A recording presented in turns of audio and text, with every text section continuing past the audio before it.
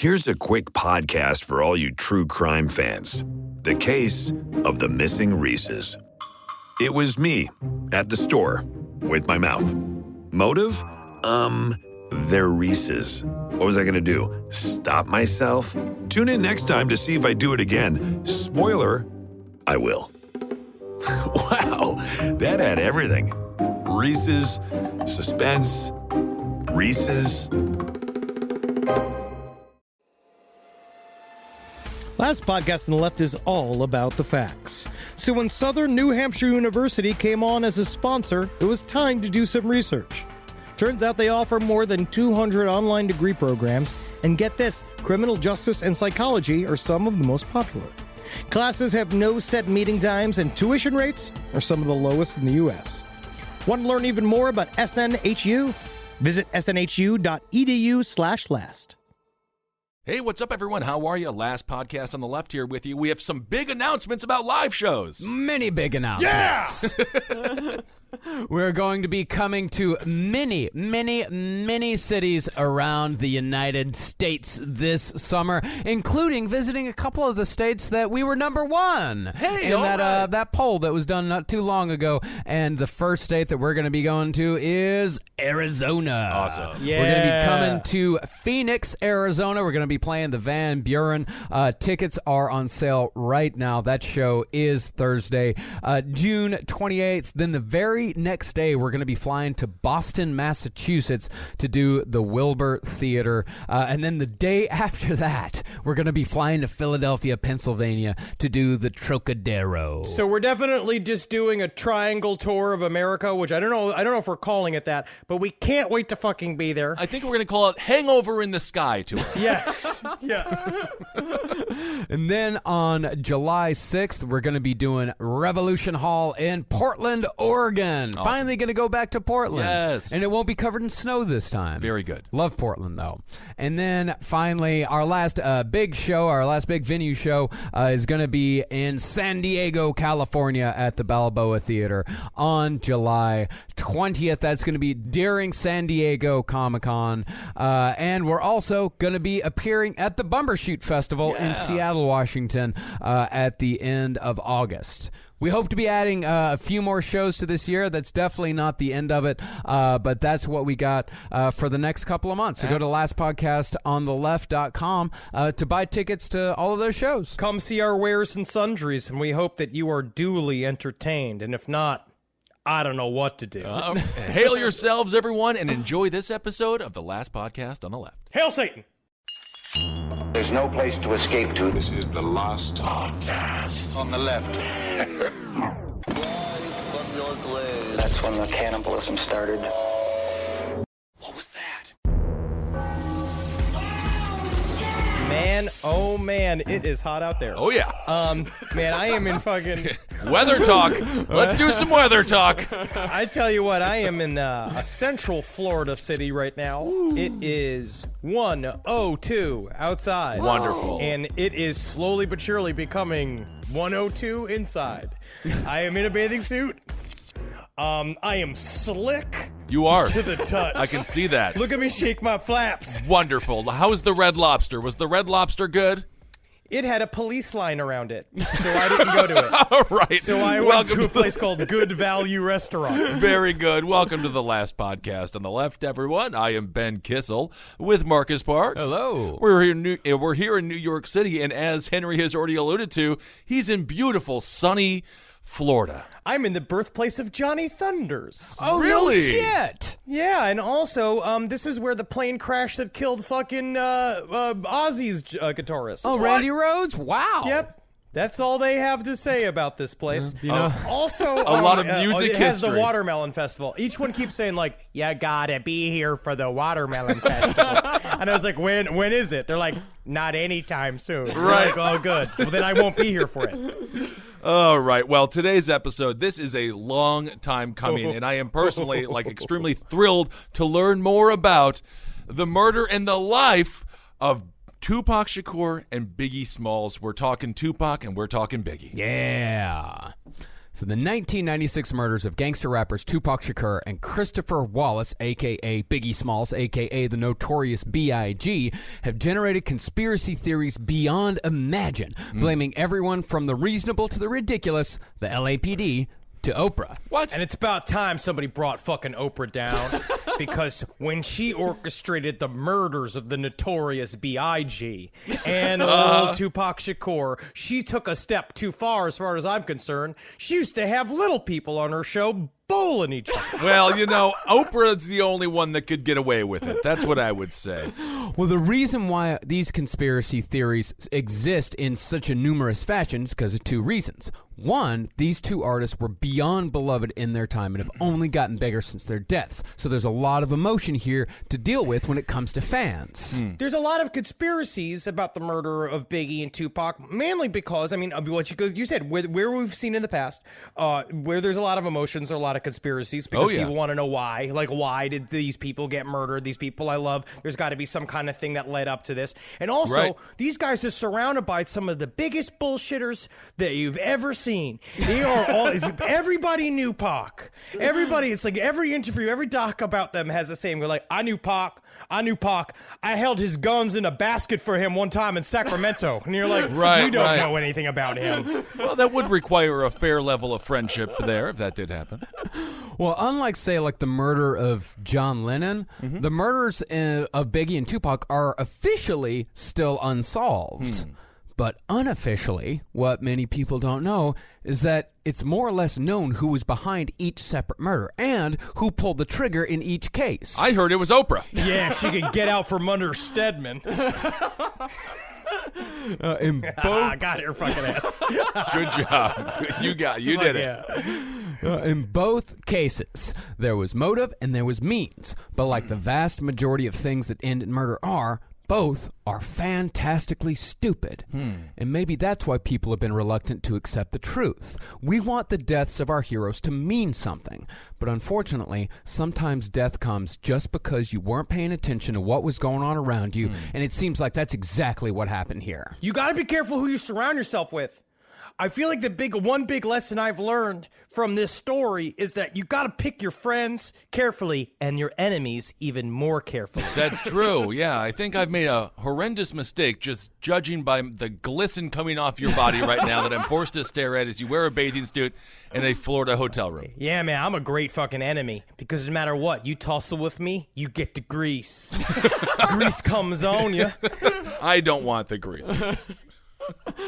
For those of you too young to remember, the early to mid-90s were partly defined in popular culture by the East Coast-West Coast gangsta rap rivalry. Oh, yeah. And also, there used to be a thing called the dial-up modem. Well, and now hear me now. Listen, sit here, put down your zip zapper. What is that called? Is that called you're twisting with your thumbs? What's that called? iPhone? You're doing something with your phones. Back in the day, we only had one phone, and your mother used to beat you with it. And if she was on there looking for money from your father, you couldn't use the internet to see nude pictures of Psylocke. That's very true. So Biggie was east and Tupac was west, and the whole thing culminated with their murders. But despite what fronts these guys put up, at the end of the day, they were really just artists. Right. Even though there were a few exceptions, a lot of the guys on the East and West Coast were pretty much playing a character, and they were damn good at it, too. Well, I mean, being from Wisconsin, I understand regional feuds. I mean, those mother effers from Minnesota don't even get soda? Or you're going to call soda pop? Is that right? I don't think so, my friend. And also, it's a bubbler, not a water fountain. Okay, we could do this all day. I mean, I swear to God, if I'm around somebody who calls it pop instead of soda, I want to fucking shoot him in the face with my fucking gun. I understand. I don't fuck y'all talking about. It's Coke. Coke is a flavor of soda. It means nothing. Good Lord. Now, some of these artists sold dope when they were kids, but none of the big stars were truly living the life. As Sticky Fingers from Onyx put it, if he was actually a gangster, he'd be out there actually doing it instead of talking about it. They wouldn't have time to record rap albums. These men are poets. Yeah. They are writers. They're artists. They make cool rhymes and dance rhythms. That's what they want to do. They want to make people dance. It's Right. not. It's like when Ozzy said back in the day when they blamed him for the suicide of his fucking they saying that he had backmasked suicide hypnotism into his albums, and he's like, "Why would I want to kill my fans? I'm trying to sell them records." Right, exactly. Yes, that's important to remember that because it got totally blown out of proportion, especially for a young, naive boy in Wisconsin such as myself. I mean, I did lose sight of the fact that these are just entertainers. Yeah, but because some of them needed to be next to that life, because their image and ego demanded that they needed to appear to be at least kind of criminal, and because some of them just liked it, they surrounded themselves with actual criminals. And it was their association with these criminals that got them killed. But in order for us to really tell the story of Biggie and Tupac, we got to tell the story of just how the East Coast-West Coast rivalry came to be. All right. What I will say is my one experience on a Scorsese film is that it's very similar to that. As they talked about during Goodfellas and shit, all those mobsters hung out. That was the idea is that they all felt real cool. Like De Niro got to go eat at Rayo's with the guys from the fucking Caprese family, and they would go and it would just be like, "Yeah, the espresso you have on set is not something I want to negotiate with," and they all have to go and get him new coffee and shit. That was The Wolf of Wall Street, of course. Still a very good movie. Yes.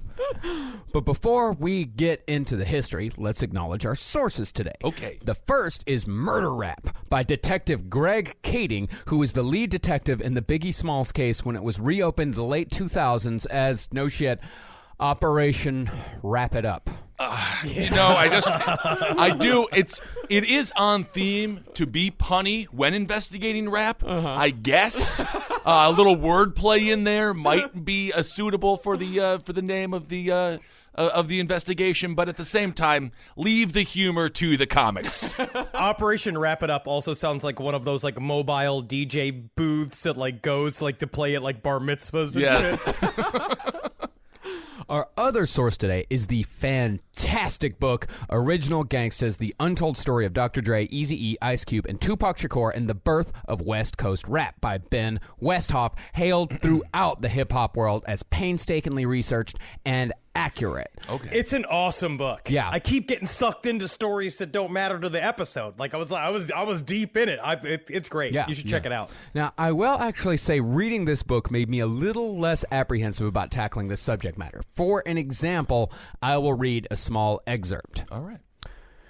Dre's productivity had slowed to a trickle by 1995. He wasn't feeling the gangland vibe at Can-Am and produced only 2 of All Eyes on Me's more than 24 songs. Still, those 2 are doozies. I can just imagine Ben Stein reading this book and just being like, it is a little edgy. He uses the word sousson, the French word, 5 or 6 times, and you're like, well, he is far outside. But he does make me feel comfortable just being like, thank you so much for allowing me to be a part of the rap scene, Mr. Westhoff. And now I could show the whole gangland world my J. Crew's wonderful canvas shorts that ride a sousant amount above my knees. Yes, well, Dre did. As soon as he created those 2 tracks, he said, with any luck, they'll say they're doozies. So that's good. But all joking aside, this guy really knows what he's talking about. He wrote the book over a period of 5 years and talked with everyone from major players like Ice Cube and Dr. Dre to some of the more ancillary but still important guys like Tupac's stepbrother Mo Preem. Okay.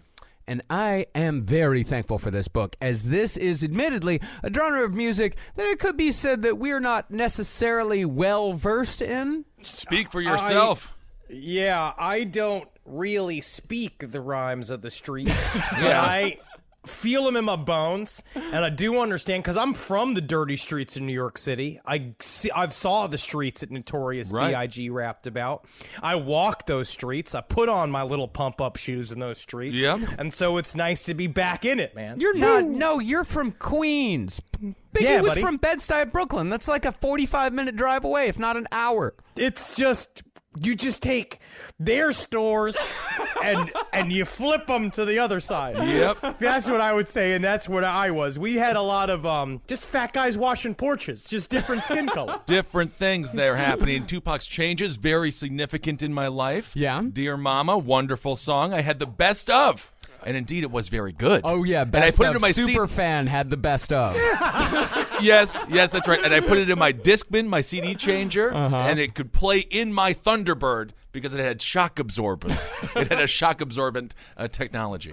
That was pretty cool. I mean, personally, like, I listen to all this stuff, like, obsessively when I was a kid in the 90s, but it's not something that I know, like, a ton about. I had to do a lot more research on this one to, like, figure out the history than I did for, say, like, the Kurt Cobain episode, which Yes. I already knew a ton about. It's such a compelling story, though. Yeah. And getting back into it, you realize, and there's something about reading about the context of all the music makes the music so much better. I've been listening to Notorious B.I.G. all fucking week, and it's great because you feel his history in it. That's the one beautiful thing about hip hop, I think, is that it has, you can feel the history. You can feel them like kind of bring, because every song's like a story half the time. Yeah. And so you see little slices of their life and you get it a little bit more. Yes, and not to harp on this too much, but this music was really considered dangerous. Very dangerous. My friend got kicked out of the house after he bought Snoop Dogg's Doggy Style. He was just gone, like as if he came home and it was like, whatever, like, I believe in the devil now, and his father was a pastor, and he's like, you're gone. Dude, that's how serious people took this music. And Tipper Gore was out there, in front of Congress being like, we need parental advisories. This really sent a shockwave through the Midwest. Not just Tipper Gore. Just Tipper Gore. Dan Quayle was on the campaign trail, like, quoting Ice-T lyrics. Right. I mean, and it was all of the news stories were the same. It's like, you may never heard of these artists, but it's guaranteed your kids have. Right. And then it would just go on from there and talk about how all of them were psychopaths. It was a musical version of Reefer Madness. It really was. It was like crazy. Anyway. I was definitely forced by my huge friend growing up, Nicholas Venezia, to sing the chorus to Gangster's Paradise at the elementary school talent show. Oh yeah, my older brother did get grounded for a month for owning the Naughty by Nature album. That was very tame, though. Really. Very tame. And, I'm just going to say this. Most people are naughty by nurture. Nurture versus nature, ladies and gentlemen. No It's a one's mixture born of nature naughty. and I just nurture, want to... Kissel, please. Okay. It is a mixture. Okay. So, as always, we're going to do our best to do the history justice, but please buy and read original Gangstas. Because this right here, what we're going to do, this is going to be a simplified, tip-top skim of the history of gangster rap. And also, go buy Murder Rap as well. That's more the second episode. But both of these books are fucking great, but specifically Original Gangstas is amazing. And basically, we're telling this story, the history, so you could really see how it built up and explain why, like, the conspiracies about Biggie and Tupac's murder were, they kind of get deflated. And because you have to understand the whole story just to get to what the fuck happened between the two of them. Right. Now, this story is really about record labels and the people behind them, specifically two of them. Bad Boy Records, run by Sean Combs, a.k.a. Puff Daddy, a.k.a. Puffy, a.k.a. P. Diddy, and Death Row Records, run by hip-hop's greatest villain, Marion Knight, a.k.a. Suge. God, he sends shivers down my spine just hearing the name. Very scary. Good Lord. You know what he reminds me of? A smarter version of, you remember the Asian guy with metal teeth in James Bond? Jaws. Wasn't it Jaws? Yeah. I think that was his name. Dangerous guy, though. This guy, he was so big, he would like pop through your television screen. Yeah. But before we get to them, we've got to talk about the label that brought gangster rap to the world, Ruthless Records. Ruthless Records was started by Eric Wright, a.k.a. Eazy-E, and Andre Young, a.k.a. Dr. Dre. Now, even though Dre had grown up in a rough neighborhood, for the most part, he'd stayed away from any kind of street crime. He was a music nerd. Yeah, he was a music nerd who he loved P-Funk. Like, P-Funk was his favorite. His mom was a music nerd. So he'd spend all of his time in his garage, like, learning how to DJ. Again, they are artists. Of course. Honestly, the story he was talking about, so much fun about how he got into music, where he went to go see P-Funk, and it was like when the mothership came down. Oh, nice. And he was just, it blew his fucking mind. I was like, yeah, I get it. Yeah, naturally. I get it. Easy, on the other hand, was a different story, although it seems like his heart was never really in the drug game. He only got into selling drugs after inheriting a large stash from a relative who was shot and killed. He's like, I've got all these drugs.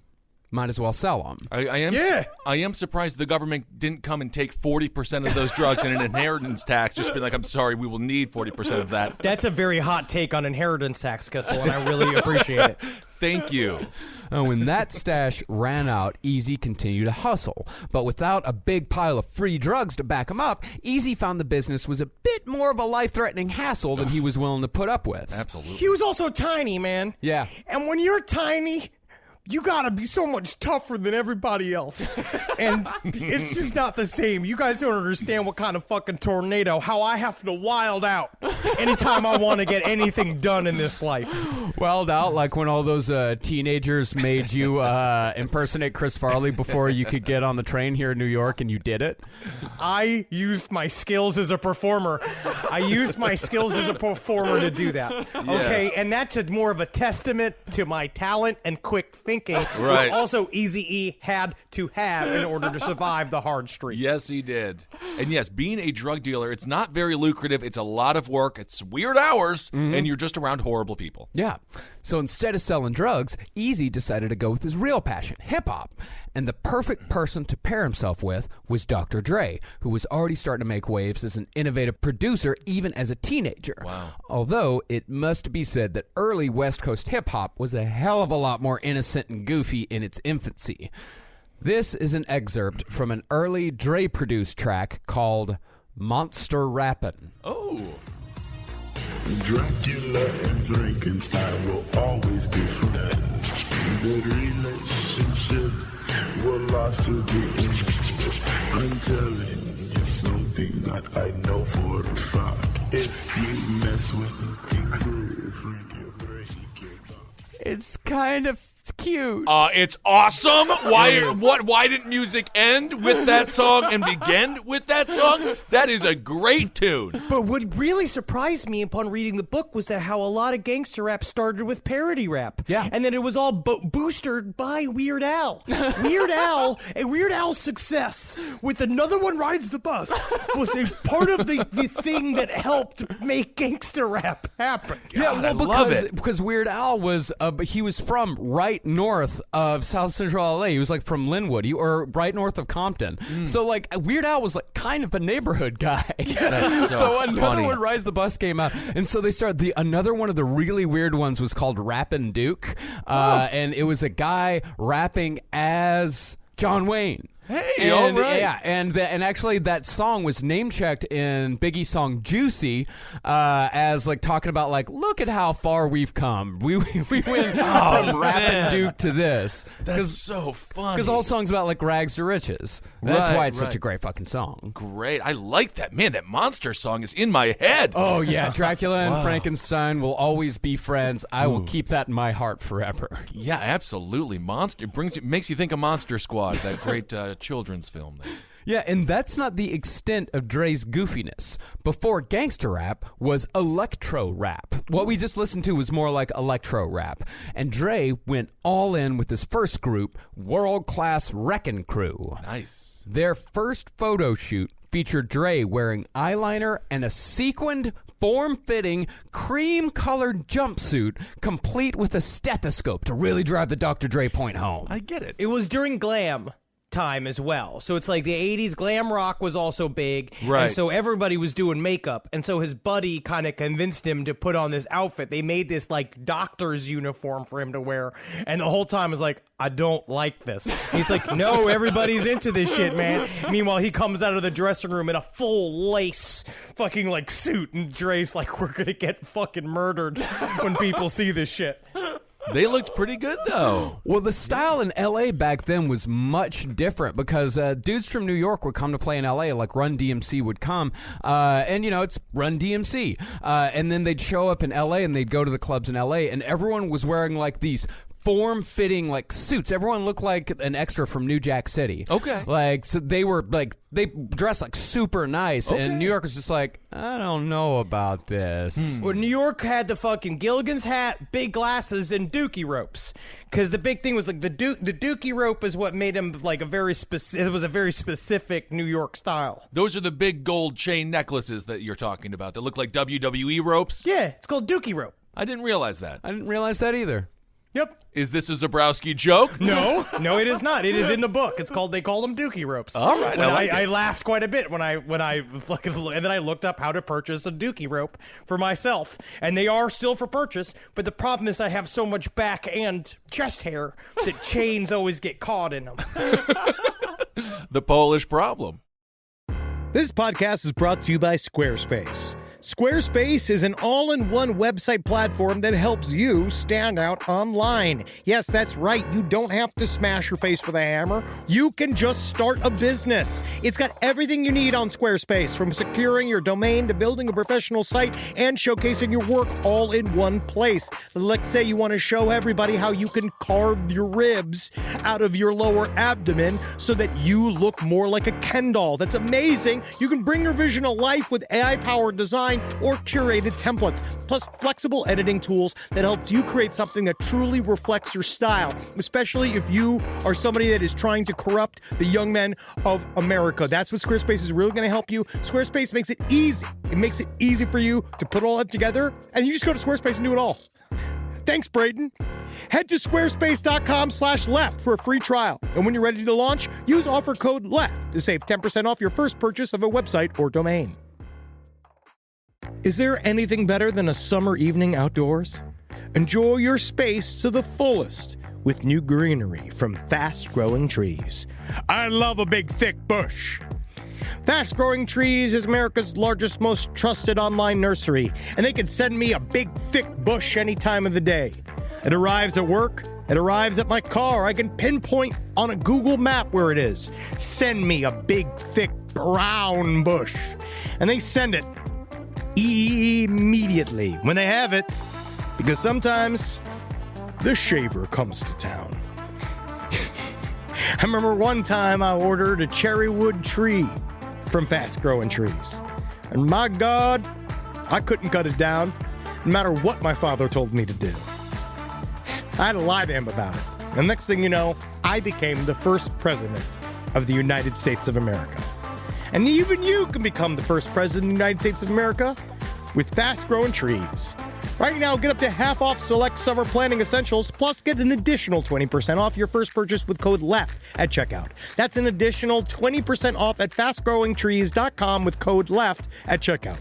Offer is valid for a limited time only. Terms and conditions apply.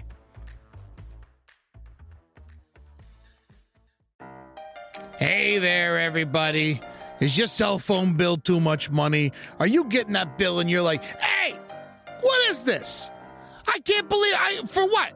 For 5G? Are you crazy right now? $100? I don't even barely got any bars when I'm just sitting in my living room, okay? You don't have to deal with that anymore. Are you ready for this? $15 a month. That's right, $15 a month on Mint Mobile. Yeah, baby. Get their wireless plan, because they're just sitting there on the T-Mobile 5G network, and it's just $15. Your whole life, you're just paying all this money every month. You're like, why? Where's it going? It's going to these phone companies that are robbing you. So go to Mint Mobile. Let them help you talk to your mom. So get your new wireless plan for just $15 a month. Go to mintmobile.com/LPOTL. That's mintmobile.com/LPOTL. Cut your wireless bill to $15 a month at mintmobile.com/LPOTL. That's it. There's no catch. Upfront payment of $45 for 3 months, $90 for 6 months, $180 for 12 months. Plan required, $15 per month equivalent. Taxes and fees extra. Initial plan term only. Greater than 50 gigabytes may slow when the network is busy. Includes up to 20 gigabytes hotspot. Capable device required. Availability, speed, and coverage varies. See mintmobile.com. Well, while monster rap is obviously a joke song, that same dude, Layla Goodman, put out some legitimately good tracks as well. He was also a drug dealer and helped to finance Easy and Dre's early pursuits. Okay. And that is when O'Shea Jackson, a.k.a. Ice Cube, came into the mix. Now, despite Cube being one of the most intense rappers in history, and possibly my personal favorite, there's not an ounce of serious criminality in Ice Cube. Never has been. Ice Cube was an artist, writing about what he saw going on around him. But ironically, even though these guys popularized the gangster lifestyle with their music, their early work was largely anti-gang. It was a little bit like the Burger King Kids Club. It was all Right. just like gangs for chumps. Yes. Right. Well, obviously, but they weren't being.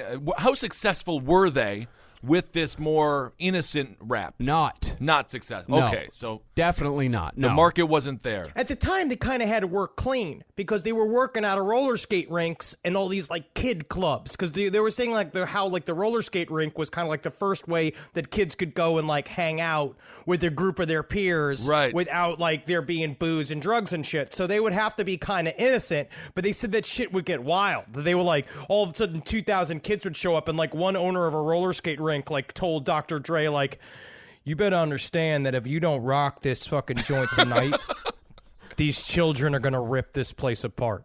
And he'd be like, okay, and like, all of a sudden it's a mob of kids like staring at him, being like, make us dance, or Wow. we'll kill everyone. That is the toughest crowd I could ever imagine, for sure. Well, things didn't really change until Tracy Morrow, a.k.a. Ice-T, now known more for playing Detective Finn Tutuola on Law & Order SVU, Yes. released a song called 6 in the Morning. Now I just can't stop thinking of Dr. Dre just in front of Children of the Corn as they stare at him with white eyes, and he's just like, monster rap. Well, do monster rap again. I've got it. Like, what a nightmare. Oh, for grown men to have to entertain children is I'm motherfucking Dracula. You know I smoke a lot of Cracula. You better take 2 steps backula, or I'll smackula. Everyone's like, oh shit. There it is.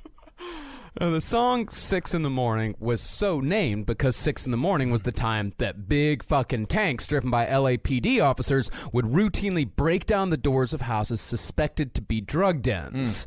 Now, 6 in the Morning wasn't the first gangster rap song. That honor went to Schoolie D, but it was the one people paid attention to, particularly in Los Angeles. And that's the thing to remember. Even though these guys weren't living the lifestyle completely, it was still a part of their everyday life. Right. They may not have been selling, but they could still very easily get killed in the crossfire. Yeah, or be sprinkled with drugs and put under arrest anyway, and all that kind of stuff. Oh, yeah, because the LAPD had a unit at this time. They called it the Crash Unit, and it was an anti-gang unit. And the officers freely admitted to carrying around spare guns and drugs. Right. Because they said, well, they're doing it anyway. Just because we can't find it on them doesn't mean they're not guilty. Yeah, great police work. Really good police work, yeah. See, the younger folks out there may not remember the Crip blood wars of the 90s as well as we do, even though we just know it through rap music. And again, Minnesota. You're telling me that is a water fountain? I highly doubt it. Also, back in the day, you'd have to take for father. I remember, if you had a father, you'd get $5.75 from him and go down to the corner store and get him a pack of Marlboro Lights because it was okay to do when you were 8 years old and it was 1992. Well, to give you perspective on this, for people who weren't alive or don't remember it, I was a kid in Rochester, Texas, a town of less than 400 people, middle of fucking nowhere. I was 10 years old, and I knew about the Bloods and the Crips. Right. I knew all about this war. This shit was absolutely everywhere. They pumped it up. Yep. As well, the media took a hold of it because it was a really simple narrative to say, to warn about the inner cities, but both to bring attention to it, also to kind of in a sideways way say this is why it's okay for us to neglect them and for them to have no resources, because it's like essentially like a war-torn country that we would be occupying. We would have to go and really deal with the changing the infrastructure of these cities, and they didn't want to. So instead they used the sensationalist stories about all these rival gangs, where it's like then you realize, oh, this shit was happening everywhere, not just in LA. Like it happened in New York, and it was happening in Atlanta, it happened in fucking Houston, it happened all those places, but they used LA as the example Yeah, you had the situation where it was politicized. So you had the war on drugs, the 93 crime bill, all that super predator nonsense, the 3 strikes and you're out. And then you also had the television news being like, this is great ratings. So you just had this two-prong effect. And then you had the music for the young kids. I didn't realize how real it was. Yeah. You know, you watch it on TV and all of our friends went through phases wearing like whatever, but you didn't quite comprehend the actual devastation. You didn't take it seriously. And that's the thing is that, we as white fellas, like, we were buying the majority of gangster rap. Yeah. Like, that was the majority of their sales were white people, specifically like suburban kids. And sadly, I didn't realize that monster rap was what I wanted the whole time. Everyone wanted to live vicariously through these individuals, and they don't want to hear about monster rap. They want to hear about their vision of the inner city. They want to feel cool. Right. And this shit made you feel so cool. Well, back then, the Crips, whose gang color was blue, were at war with the Bloods, who were red. They had chapters all over the country, but the fighting was the worst where the whole thing began, in South Central LA and the adjacent city of Compton. And this war actually had a slow build, because before the 80s, urban street gangs were more like a protection thing, as in the cops aren't going to come and help us, so we've got to help ourselves. I mean, it definitely resulted in some crime, as most gang activity does, but it wasn't an epidemic. Then crack came along, and everything changed. After crack, bloody turf wars became the norm, and murder became a part of everyday life. And besides that, families were destroyed by both addiction and overly harsh sentencing for possession of crack specifically. Yep. There's also a lot of conjecture about whether or not the crack problem was just so bad, or if it was just another scapegoat story that they put on these communities. I mean, a part of it is what do we know now? The conspiracy theories that we know to be true is the fact that the CIA they turned a blind eye towards crack sales in certain parts of the country, specifically in LA. If you look at the story of Freeway Rick, and you see his whole shit about how like they were using that drug money to buy arms to sell to Iran to give money to the fucking Contras, the whole Iran-Contra shit. So it's like there's a lot of ways the story can be framed about what crack did. Yep. But one thing about it is that it was easy to sell, which is why they did it, because it was easier to measure than cocaine, because cocaine would literally like fall off the table if you sneezed. That's true, and 5 times more sentence, so everyone got theirs here. Yeah, and crack is highly addictive. You can become instantly addicted to crack.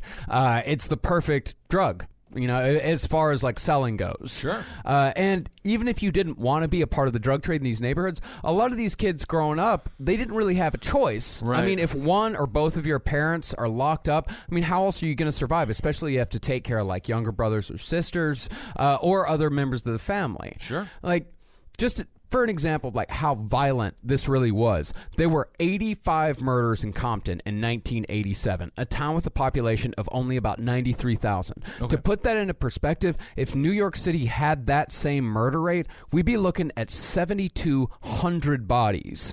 3 times what we were at our very worst. Wow. In 1990. So the epidemic is in full swing here. Yeah. But at the same time, Compton at night was different than Compton during the day. Right. Like what a lot of people said, like Compton during the day looked like a family neighborhood. Shit would kind of change as the nighttime came. So it was an interesting kind of juxtaposition. In 1949, George Bush Sr. and his wife, young nubile Barbara Bush, lived in Compton in order to, what were they doing, Marcus? I think, he was working for an oil company. Yeah, he was working for an oil company. It used to be like a fancy neighborhood.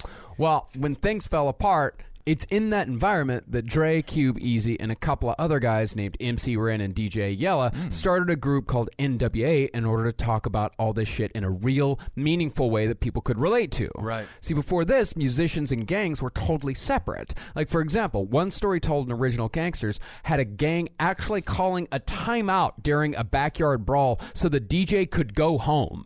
And both sides stopped fighting, and they helped him load his DJ equipment into his car together, and then as soon as he was gone, boom, fight's back on. Just cut to the DJ, just guys. Guys, Just listen, one.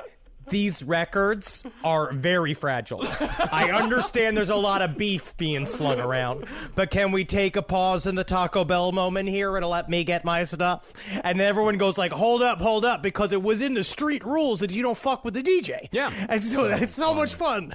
That's fun. That's a fun side story to it and a very sad story. Yes. Yeah, that's always so weird to me when they just stop, stare at each other. I mean, it's cartoonish. It's like that cartoon with the cartoon dog, and they chase each other around, and then they clock out, and they punch out, and they're friends. But I don't think they were friends after they punched out here. But Yeah, but they were neighbors, though, right?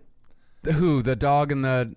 No, the Crips and the Bloods. I mean, this is a relatively small community. Yes. So they lived, like, by each other. Yeah, they were all right next to each other. It was all sectioned off. But the musicians and the gangsters being separate, NWA changed all that. The DJs and rappers in Los Angeles, they weren't on the outside anymore. Now they were telling stories about what life was actually like on the ground where they lived. So when NWA released the single The Boys in the Hood in 1987, people took notice. And it also didn't hurt cred that Eazy paid for the first pressing with the last of his drug money. Then, when their first album, Straight Outta Compton, hit, Ruthless became one of the most successful indie labels in history. Wow. Ruthless released platinum record after platinum record and kept adding people to their roster. One of these guys was a young kid out of Dallas named the DOC. Although the DOC was signed to Ruthless, he was managed by a relative newcomer to the scene, former Bobby Brown bodyguard, Suge Knight. Ooh. You know what's scariest about Suge? Is how quiet he is. Yes. I think when a big man is quiet, because he does the thing of like, maybe we can talk about this situation in another room. Like, he does that bit all the time with people, and you're like, I prefer to do it here in the dining room, sir, with everyone watching.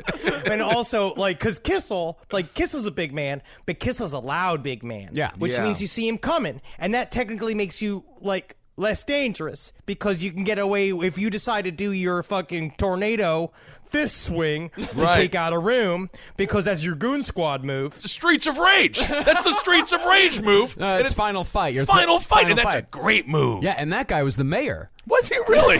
Look at that.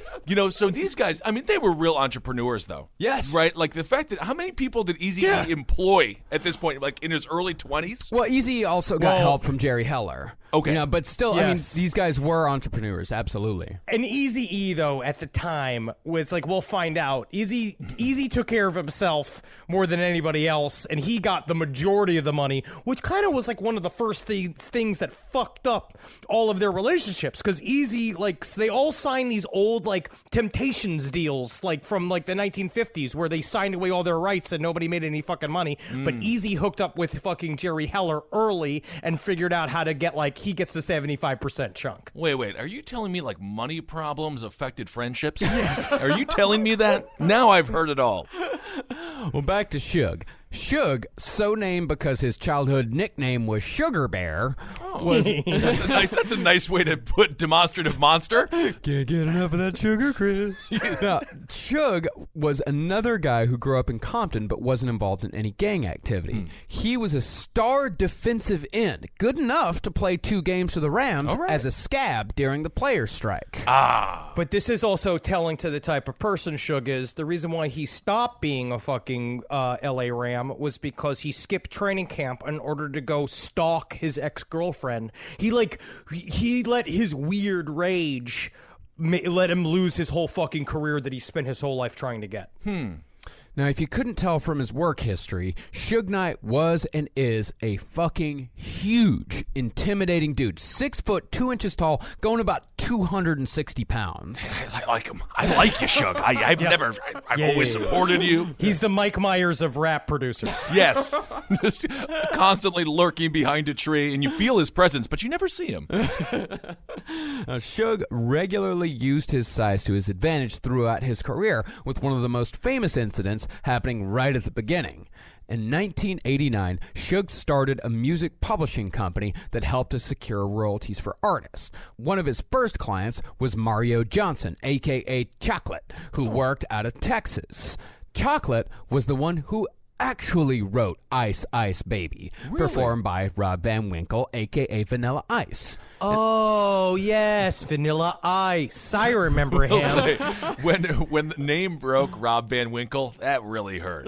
I was like, really that's hurt. the name? Oh, man. Also, I mean, Vanilla Ice now more famously from his new home improvement show. Yes. That he has. And I am happy that he made it through that really dark depression. He was just entertaining us like anybody else. He tried to fuck over everyone that he could as did he? hard as he could, as often as he could. No. Yeah, well, No, Vanilla Ice of the Vanilla Ice Project? No, Vanilla Ice when he made his heavy metal album. What was it called? That's right. Oh, I remember that. Hard to Swallow? Was it called Hard to Swallow? Yes. That's unfortunate. That's an unfortunate name. Okay. Yeah, so Suge was representing Chocolate. And Chocolate said, hey, I actually wrote Ice Ice Baby. I've got the handwritten lyrics right here. But Vanilla Ice is like, no, I wrote the whole album when I was 16. And I don't want to make a weight joke about Suge again, Mr. Knight. I have nothing to say bad about you, but Chocolate and Vanilla, did he name them? Because Yes. I do have a... Also, yes, I do feel like, yes, Vanilla also stole the name from Chocolate. He's like, okay, Ice Ice Baby by Chocolate. That's not a good name for me at all, son. No. What do I look? Looks into the mirror. I see. Pasty Ice. No. What if we go Vanilla? Okay. Ah, yes.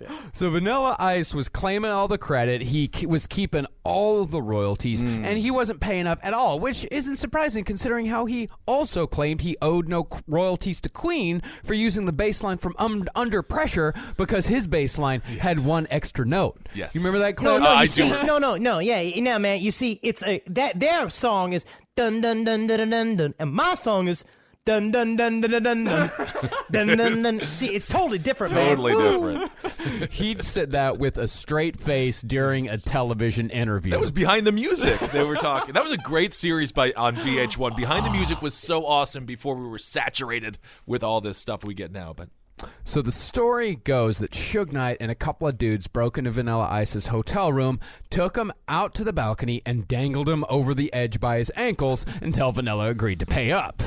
But according to Vanilla Ice, that's not how it happened. Oh. Suge only roughed up his security guards and threatened to throw Vanilla Ice off a 15-story balcony. That's it. He Totally didn't actually do different. it. Oh, he just kind of threatened to do it, and he isolated him at a restaurant. Yeah. Oh, yeah. Well, that was the truth, is that Vanilla Ice would be sitting there eating whatever he fucking eats, which I imagine is just like a prime rib and orange soda. Like, you know, like whatever Vanilla Ice he was chooses. I think that's called a Vanilla Ice. yeah, that sounds good, actually.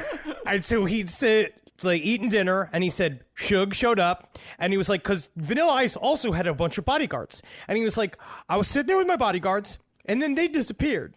And then I looked up, and Suge was there with a whole replacement of other bodyguards. And I'd say, I don't know if I owe you this money, Suge. And he's like, we'll see. And then he found him again the next day, where he said he literally watched. He's sitting there with his, because now he's scared. He knows Suge is coming for him. So he's sitting at the table. His security guard is like in front of him. He sees a hand just on his security guard's shoulder. The security guard looks up because all of Suge, including himself and his people, are all bigger than the entire security team for Vanilla Ice. And so they just all like, got right. Well, Mr. Ice, we will be excused. It seems the guest you've been waiting for has arrived. And Suge is like, you know, I heard that they got a pretty marvelous ice cream bar out on the balcony if you want to come outside for dessert. And he's like, I love dessert. Horrifying. Call me a squirrel, 'cause I'm covered in acorns. That's right. So many people are focused on where their money is today. And Acorns is the financial wellness app that cares about where your money is going tomorrow. Let Acorns work for you. You put acorns in the ground and you're going to get trees tomorrow. That's right, investments. And with the Acorns potential screen, you could find out what your money is capable of. I always do that. I'm like, I want to invest in something that I like. Let's say cheeseburgers. Okay? That's kind of hard to do. Acorns will help you find a cheeseburger that is right for you. So sign up now, and Acorns will boost your new account with a $5 bonus investment. Wow! Wow! Join the over 14 million all-time customers who have already saved and invested over $27 billion with Acorns. Head to acorns.com/left or download the Acorns app to get started. Paid non-client endorsement. Compensation provides incentive to positively promote Acorns. Tier 2 compensation provided. Potential subject to various factors such as customers' accounts, age, and investment settings. Does not include Acorns fees. Results do not predict or represent the performance of any Acorns portfolio. Investment results will vary. Investing involves risk. Acorns Advisors, LLC, an SEC registered investment advisor. View important disclosures at acorns.com/left. Summer schedules can get busy fast with camps, vacations, sports, family time. And, every single time Carmi eats a block of dark chocolate, we got to take her to the emergency room. You know how much time that takes. All right, IXL makes it easy to keep learning part of the routine in just a few minutes a day. IXL is an award-winning online learning platform that helps kids truly understand what they're learning, whether they're building math confidence, strengthening reading and writing skills, or reviewing science concepts. From pre-K through 12th grade, IXL offers personalized, interactive learning that adapts to each child's level and pace, which is great because Carmi has been really slow in biology, and Wendy has really been struggling with American history, mostly just because she doesn't agree with the way it's being taught. So it's really important. You make an impact on your child's learning. Wendy, as soon as she gets her chicken, she is ready for all of her lessons. And Carmi just really has to eat 5 or 6 bites of liver, beef liver, chicken liver, and then she can really get down to, I'm hoping this is the year she reads To Kill a Mockingbird. So really, IXL, thank you. Make an impact on your child's learning. Get IXL now. And Last Podcast on the Left listeners can get an exclusive 20% off at IXL membership when they sign up today at IXL.com/left. Visit IXL.com/left to get the most effective learning program out there at the best price. All right, I know what you're thinking. I like to go banking, but I don't want to give to these big old banks all the time that cater to the 1%. Well, go ahead and get yourself hooked up with Chime. It's banking built for you, not just those rich jerks. And they got thousands of fee-free ATMs because why pay to get your own money? Chime is working for you, man. You get your Chime card, you're going to get travel perks, you're going to get into airport lounges, you're going to get those chicken thighs. Every time I go to an airport lounge, I get chicken thighs. And you know what I say whenever I see a plate of chicken thighs? Give me more. Chime's going to get you those chicken thighs in these lounges, all right? Sure, they could serve other types of meat, but why would you when chicken thighs are so delicious? Chime is not just smarter banking, it's the most rewarding way to bank. Join the millions who are already banking fee-free today. Head to chime.com/left. That's chime.com/left. It only takes a few minutes to sign up. Chime is a fintech, not a bank. Banking services for Chime Card provided by Chime's bank partners. Optional products and services may have fees or charges. Stated cashback for Chime Prime only. No minimum balance required. Checking account ranking based on JD Power Survey published October 20th, 2025. For more information on travel perks, go to chime.com/disclosures. So Vanilla Ice paid to the tune of $4 million. Wow. Well, he gave chocolate points, and those points on Ice Ice Baby eventually ended up being worth $4 million. Good, he deserves it. He wrote the damn thing. He absolutely deserved it. And Suge gained a reputation as a guy who got shit done no matter what, which made him perfectly suited to be a manager in the music business. All right. We need a fucking Suge, man. I want one. I don't know if first of all, we need a manager that isn't blind, because I heard Suge Knight was blind according to his last appearance in court. But what if we got Suge? He's in prison for murder. Yeah. That's gonna. So he's fucking available. Podcast. Well, so Suge Knight snatched up the DOC, got him signed to Ruthless Records, and pretty soon Suge found himself firmly embedded in the Ruthless Records crew right around the time that the relationship between Dr. Dre and Eazy-E started to sour. Suge had been paying attention during his time at Ruthless and figured he had at least a working knowledge of how to start a label. All he needed was a star, and he found a willing partnership, at least at first, in Dr. Dre. okay. So in order to get out of his contract, Dre set up his old friend Eazy-E. Dre is a controversial figure. Yes. Dr. Dre is a dude that, I mean, like, he has a really bad past with domestic assault. He is, he's rough with women. He's bad at business. His big thing with business, which just gets you into a lot of fucking trouble, which is all he wanted to do was pay attention to the music. And so he didn't want to deal with business at all. So when he met Suge, he was so excited to meet somebody that would do whatever it takes, no matter what. And I didn't have to quote unquote hear about it. But then all of a sudden, immediately, Dre is being involved directly in these strong arm tactics, and Dre is kind of like getting into it. Yeah. This is still just the same guy who wore that sequence outfit with the stethoscope and things like that. He's been playing a character all this time. But Dre definitely wised up after Death Row. Yes. I mean, he had Aftermath Records, which is one of the most successful hip-hop labels of all time. And don't forget, he sold Beats to Apple for $4 billion. $4 billion. He did good. Wow. Jeez. So Dre called Eazy and said it was time for them to meet up and hash out all these arguments they've been having about money. Eazy agreed, but when Eazy showed up at the address, a studio called Galaxy, it was Suge Knight waiting, flanked by 3 dudes with lead pipes, not Dr. Dre.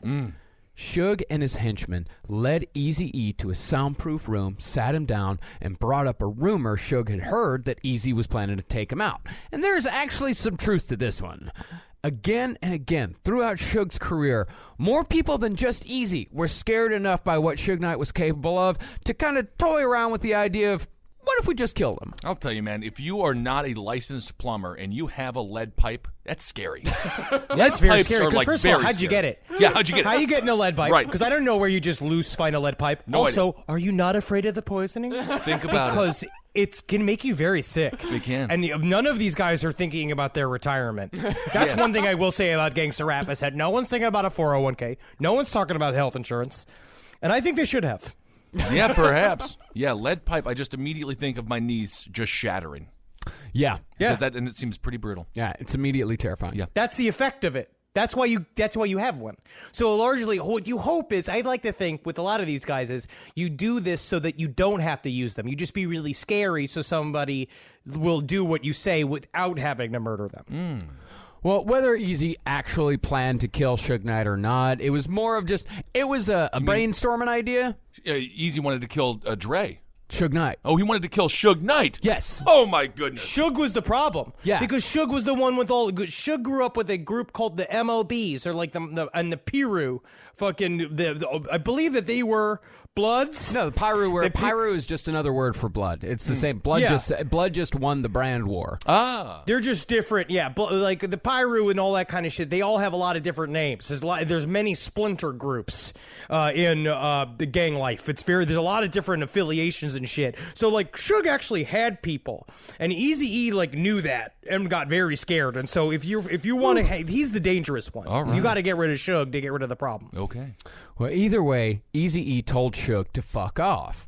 So when Suge's opening gambit didn't work, Suge showed Eazy either a slip of paper with his mother's address written on it or a picture of her house, depending on who's telling the story. Jeez. And understandably, Eazy immediately gave in and signed away Dre and 2 other artists on the spot because Suge was just like, you want us to go pay her a visit? Yeah, because he used his mom's address as the original return label on all the original Straight Outta Compton records for the record company. So they knew exactly where to find her. But then there's a whole side story here that we can never cover, which is the Eazy-E hiring the fucking Mossad to guard himself against Suge. There's like a whole 6-month saga of Eazy-E with these Israeli assassins and Suge's people having little mini wars. Crazy. Yeah, that's why you got to read Original Gangsters because it's full of these amazing side stories, and the full story of Eazy-E, which is, just an absolutely tragic one. And it sounds like a story of a great, amazing mother as well. Just being there, she got all this mail from death row and stuff. She'd be like, here you go, honey. We got a lot of mail today. She's like, what's happening? Someone sent panties from their shorty. I have a whole pile of shorty's panties. Tell that short woman, whoever she is, I hope her vagina isn't cold. So now Suge Knight, he had Dr. Dre, he had the DOC, and I believe Lady of Rage. Okay. And so he had a solid stable of talent. Now all he needed was the money. That was procured from an LA drug dealer named Michael Harris, a.k.a. Harry O. He was doing 28 years in prison for trafficking and attempted murder, but still had business dealings in the entertainment world, even producing a Broadway play before going to jail. Oh, all right. Yeah, it was Denzel Washington's Broadway debut. It was called Checkmates. No kidding. I mean, a lot of rap at the time was funded from drug money, but this was like Suge really getting in bed with criminals in order to get his enterprise going, because this fucker was like the real deal, and he's sitting on death row, and he still fucked him over. Yeah.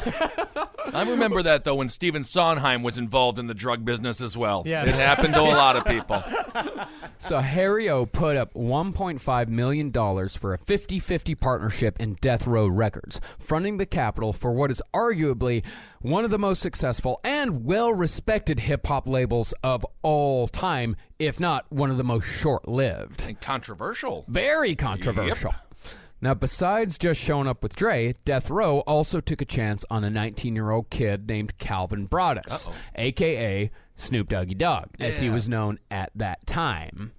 In short order, Death Row released The Chronic and Doggy Style, two of the best rap albums ever released. Smoke weed every day. That was later. That was like 2 albums later. Nah, man. He's still 19 years old. I still can't wrap my head around it. Like, he was so young, and like he just made that. Like, Doggy Style is just so incredible, and it holds up. Like, it's still one of the best ever. Oh yeah, I've been listening to those albums recently, like over the last few days, and they're so good. And and also like Dr. Dre created a new style of production for those albums. He created G-Funk, which was pretty much just using funk. He used the funky worm from like it's like from an Ohio Players song. What was the name of there was a specific name. I thought the funky worm was also the name for the sound that Dre created. Yeah,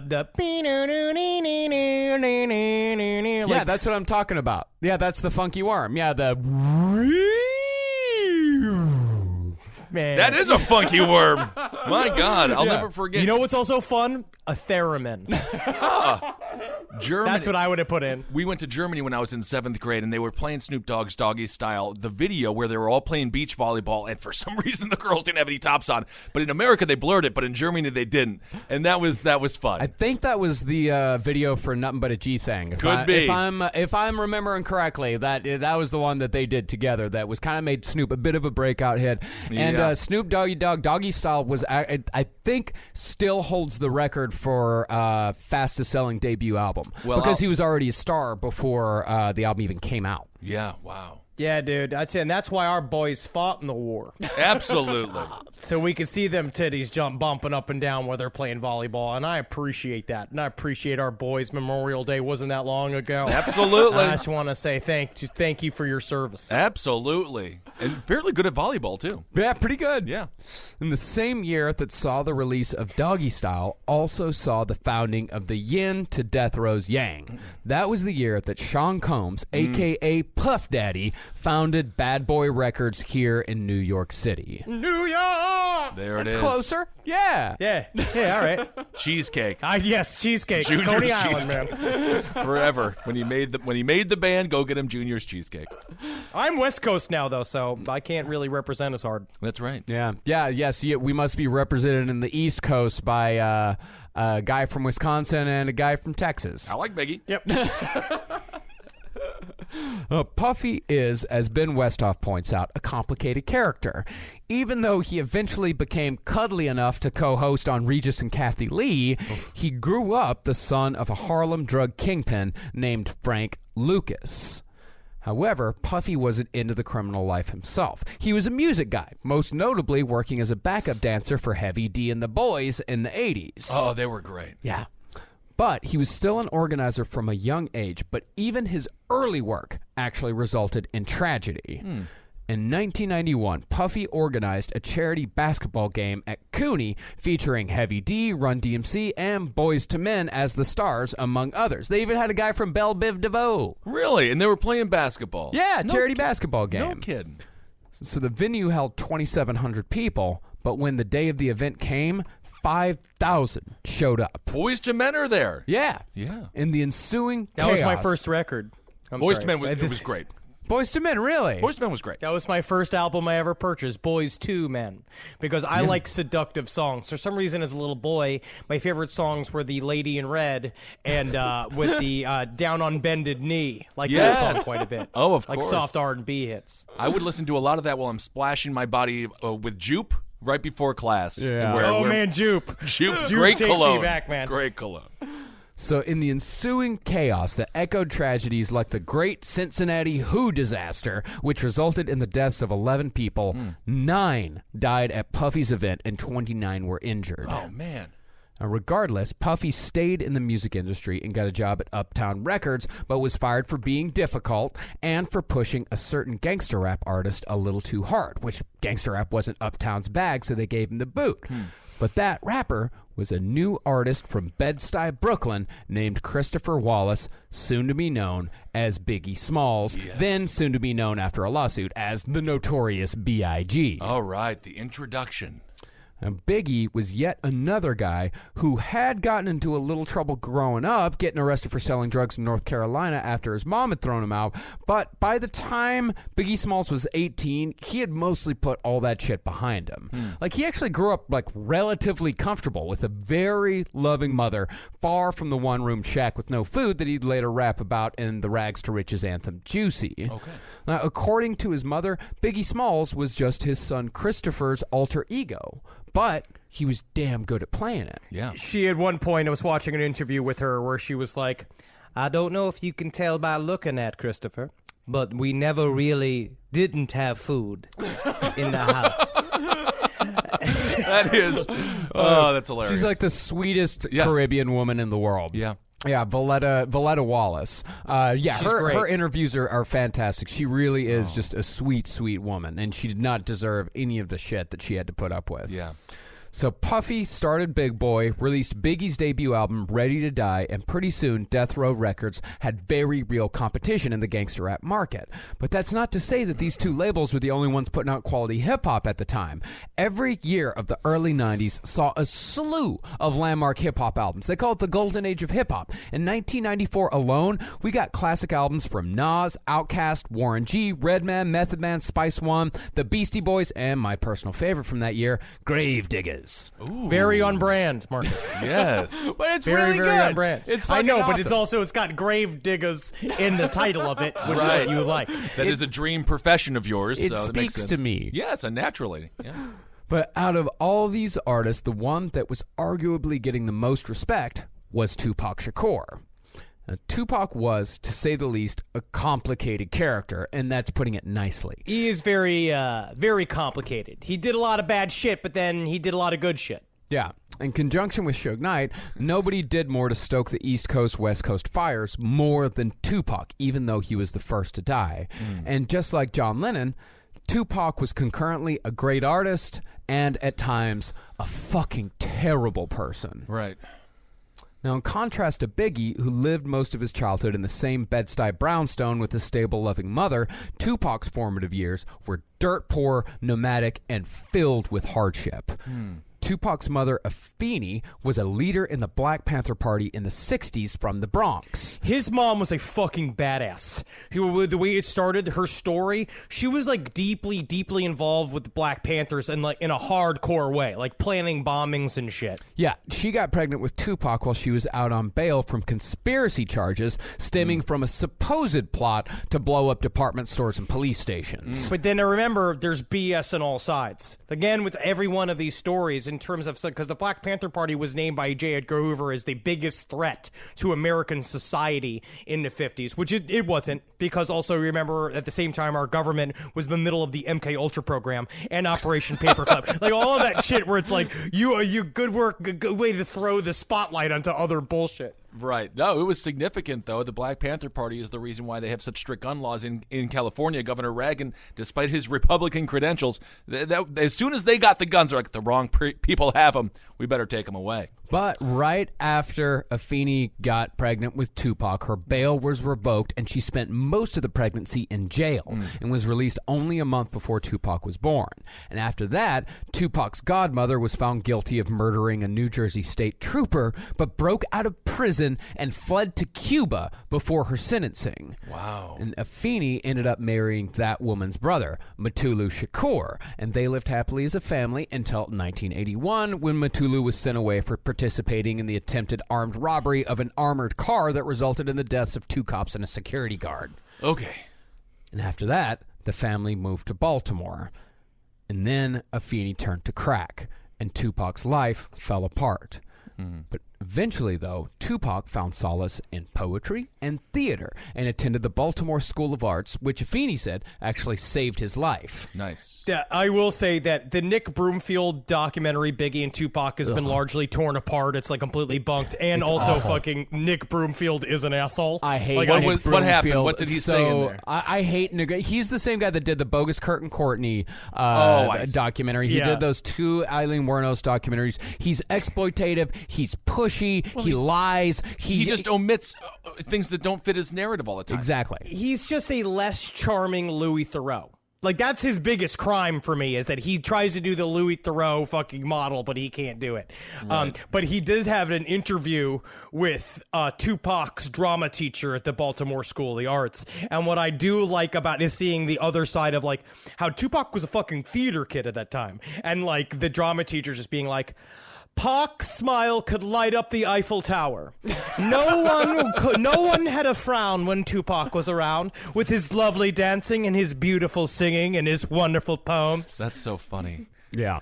But near the end of high school, the Shakur family moved to California, and Tupac hooked up with his stepbrother Maurice, later known as Mo Preem, in Oakland. And there, Tupac dabbled in the gang lifestyle, briefly selling drugs, but he never really got a taste for it. And in fact, Tupac and Mo Preem, like, they actually came up with like kind of a drug, like an ethics code for drug dealers. That's what Thug Life was all about. All right. Yeah. Thug Life, which actually I didn't know. Yeah. That Thug Life was about a truce between all the gangs, and it was about setting up rules so that people don't get caught in crossfires anymore, and they wanted to create a quote-unquote safe space for squares. Yeah.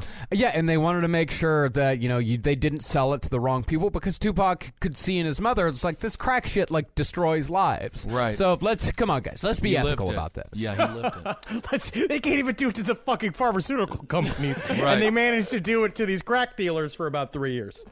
Well, instead of going all in on the drug game, Tupac went all in on his music career and ended up working as a roadie for Digital Underground, fronted by the Humpty Hump, the guy with the big fake nose. Uh-huh. We know them. And eventually, Tupac worked his way up to backup dancer, then finally performer. And Tupac's very first recorded verse was on what else but the track Same Song, famously featured in the Digital Underground's cameo and Dan Aykroyd's directorial masterpiece, Nothing But Trouble.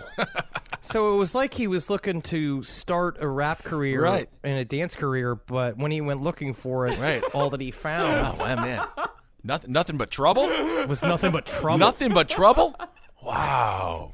That is unbelievable.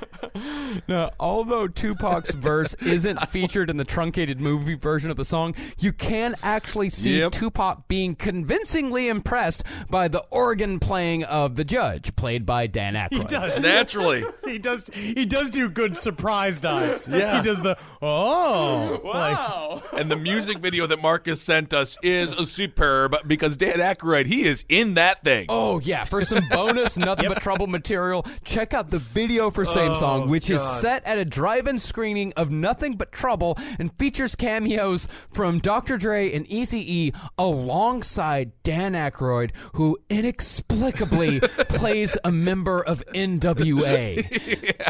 I'm not exaggerating. No, I'm you not have lying. to. I'm telling you, you have got to just YouTube it, pause the episode, watch that video. It's one of the best things I've ever seen. it's him dressed as Eazy-E, which is controversial, and then that whole thing where they're all dressed as stereotypical Asian. Yes, there's a lot of interesting scenes in that. fun He's stuff not in there. dressed as Eazy-E because Eazy-E is standing right next to him. He's just dressed.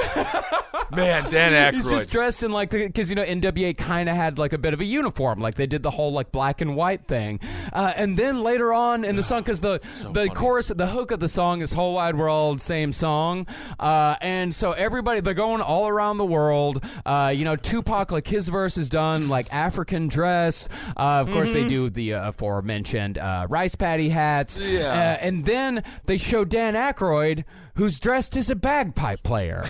Yes. Dan Aykroyd, Which I guess is his. That's his world bit. contribution. Dan Aykroyd It had is. power for 1 year, and he could do whatever he wanted with it. And that's what happened. That's how you spend it.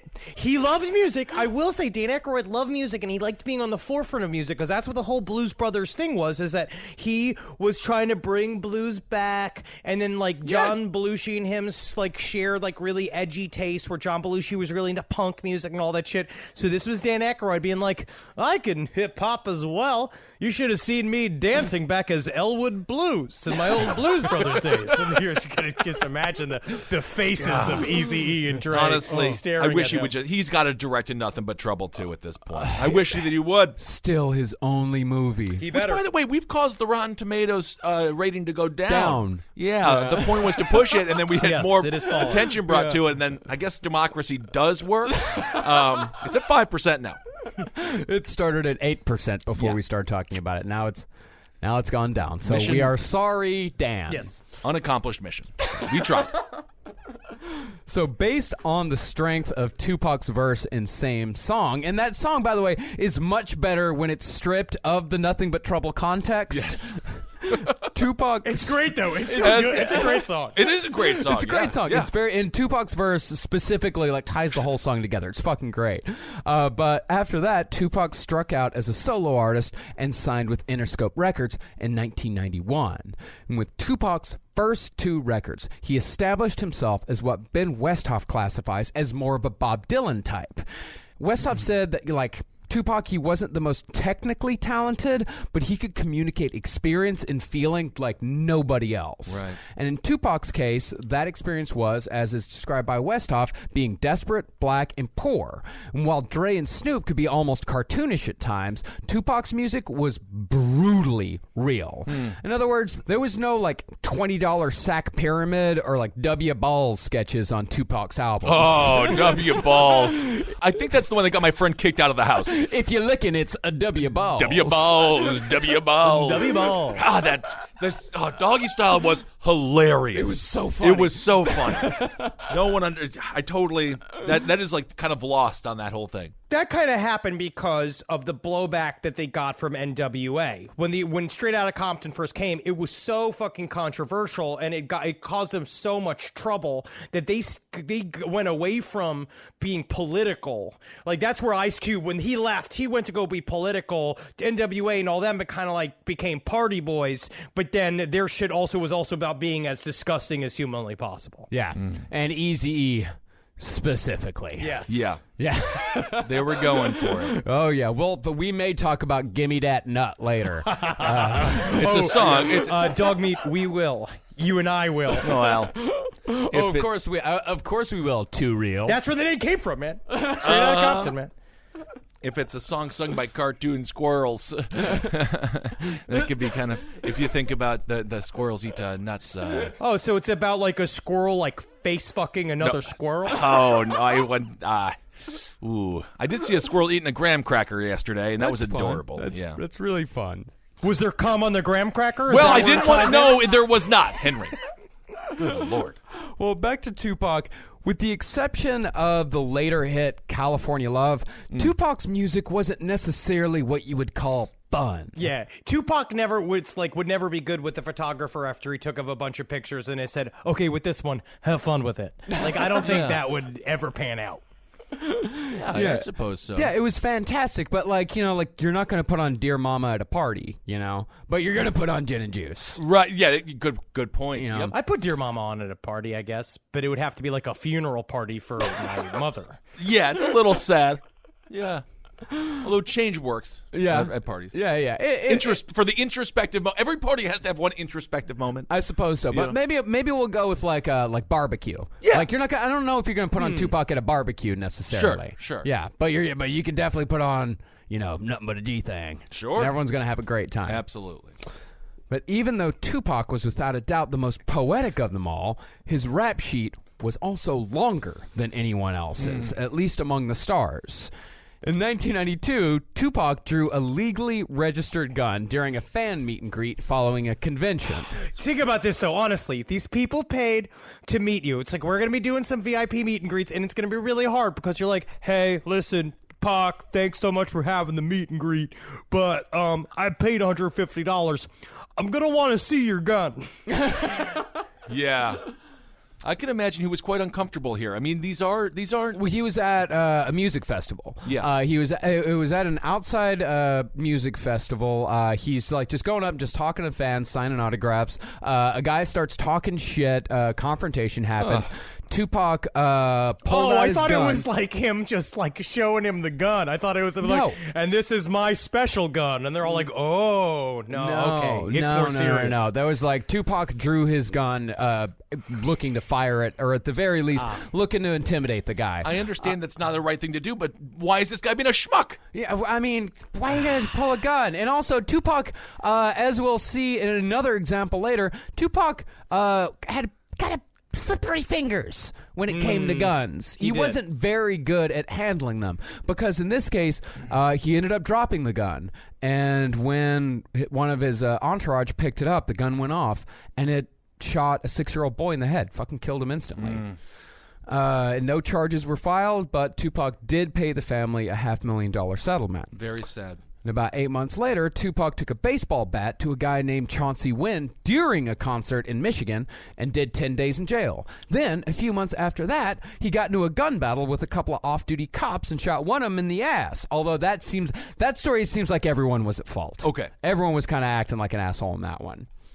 Then, he beat up a limo driver outside of a taping of In Living Color after the driver complained about Tupac smoking weed, although he was never charged for that crime. God, because it turned out it was just Jim Carrey playing a fun character. Thing was, though, Tupac hadn't always been like that. Tupac's friends said the change came not too long after the premiere of Juice, which was Tupac's acting debut, Nothing But Trouble Notwithstanding. Okay. In the movie, Tupac played a Harlem youth addicted to the thrill of killing following a botched robbery. And as soon as Tupac left the theater after seeing himself play the character Bishop on the big screen, it said that he was never the same. I can see why, though. When you're a scared kid, right? He was a kid that had a really fucked up childhood. He was bounced back and forth. He had a lot of anger problems. He was desperate for attention.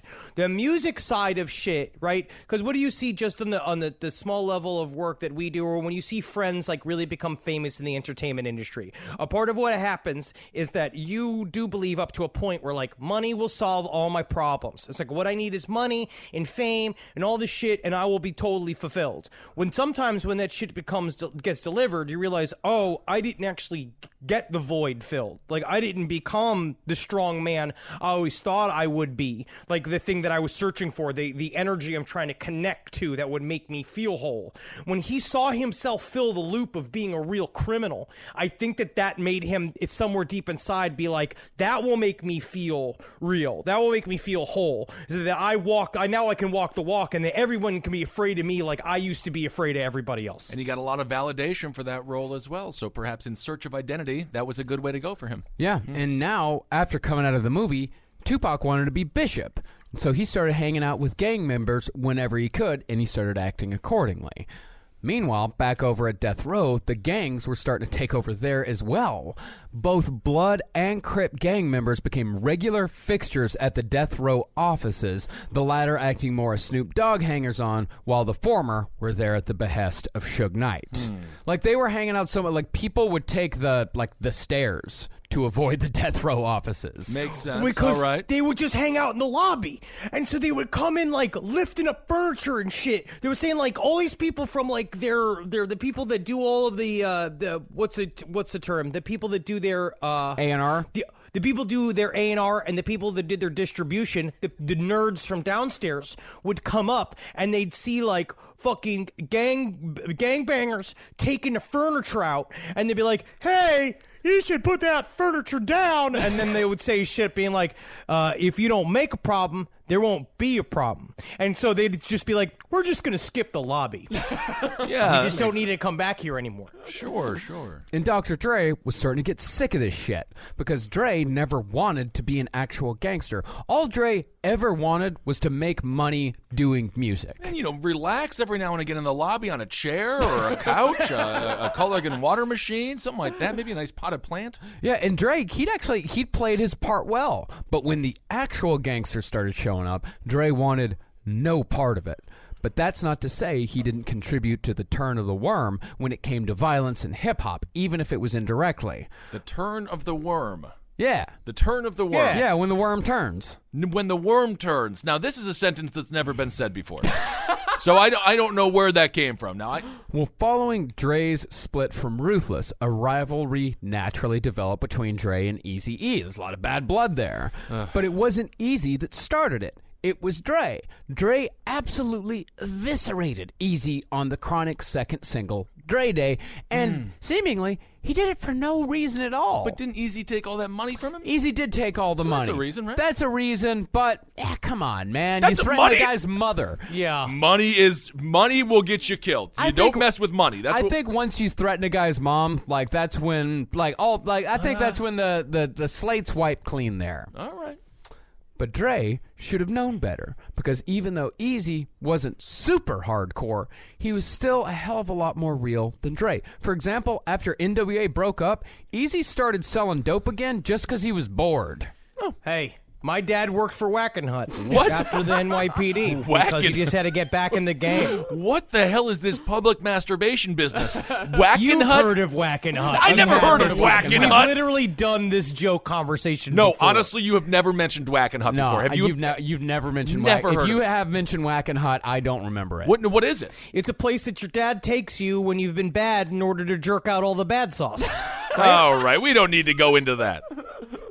Well, Eazy-E, after Dre Day, his feelings were legitimately hurt. And not just by Dre, because Ice Cube had piled on him as well with possibly the best diss track of all time, No Vaseline. But No Vaseline was against like every former member of NWA, but Eazy got it pretty hard. That's pretty brutal there, yeah. I mean, it is important to remember, once again, these are very sensitive artists. Yeah. Oh, yeah, and Eazy-E was very sensitive. Despite the hard artifice.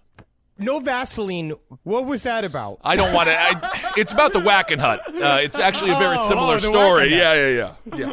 But Eazy, he didn't take out his hurt feelings on Cube because, I don't know, Ice Cube's kind of untouchable. It's like once Ice Cube took you down, like it's fucking done. Like you can't come back from that. Okay. So instead, Eazy-E took it all out on Dre. Eazy responded to Dre Day with damn near a whole EP called It's on Dr. Dre 187 Killa, and it's fucking awesome. It's one of my favorites. It's so good.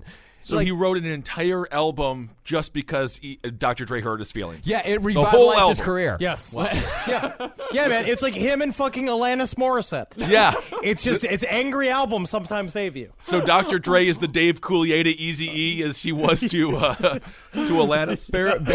Very quick side note.